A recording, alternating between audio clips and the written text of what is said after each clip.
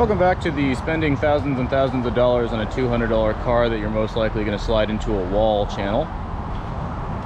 In the last one, we finished up the front suspensions. Now I got good angle for hitting the track, actually getting some decent steering angle out there. And I don't have my engine block back just yet. I got a little bit more I got to do to that before it's ready to reassemble. So for now, just did the front suspension. May as well focus on the rear suspension. All right, now these cars use what is called a semi-trailing arm rear suspension.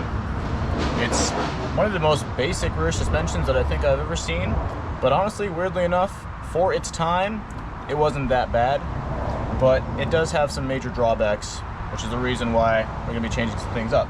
So first of all, I mean, it uses a divorced spring and shock. Shock is out of the way right now for reasons, but I mean, I would live with that. You can lower them, they make kits for it. It wouldn't be in the world, but the issue with this suspension specifically, the main one that is that when you lower this suspension, there's no control over camber. There's barely any control over toe, and obviously caster isn't really a thing either. But when you raise up the suspension, the way the geometry works out is it ends up just adding more and more camber the higher you go. Now if you're building like a full-on like Coilover racer sort of car, that's fine. I mean, no one really cares too much about that much camber on a car like that. For a drift car that I specifically only want to use for drifting, it's not really ideal for me, right? I want basically zero camber in the rear and more control over my toe and stuff. So whereas otherwise the suspension is totally just fine. I mean, I have a limited slip differential for it that I can install, or I can just weld this one up, and like there's really no major drawbacks to it other than the camber. That's enough for me to want to switch everything out. Now up front, I already converted the suspension to S13 coilovers, and it would be pretty awkward to have to source front S13 coilovers and just rear MX73 coilovers. So wouldn't it be nice if I could just use all 4 S13 coilovers? And that is where this comes in. This is just the entire rear subframe out of an S13 240SX. Currently bone stock. I just ripped it out of a car at a junkyard I know of that has 2 or 3 of them that I will not be naming. But luckily, it's almost like Toyota or Nissan, one or the other, like wanted you to do this swap, because this is actually a relatively common thing people do, to put this subframe into this car, because these mounts are just about perfectly in the right position. They just need to be extended ever so slightly, and then these mounts are just a little bit too far out for where the stock ones are. So you got to move a couple things around to make this fit, but other than that, everything more or less from what I've seen goes right in the right place. But unfortunately, there's like no real how-to slash walkthrough videos, or really any even like forum posts on how to do this that are really descriptive. All the ones that might have been in the past have all their photos on Photo Bucket, so obviously that's not going to be something you can go off of anymore. So hopefully this will help some people out who want to do this to their Cressida. I'm doing it purely for functionality's sake. So with that being said, let's go ahead and get that one out of the way. Alright, I got the spring and the shock removed on this side and the tire mounted on just to make everything more obvious, but I think this is somewhere around stock ride height, and as you start to raise this suspension,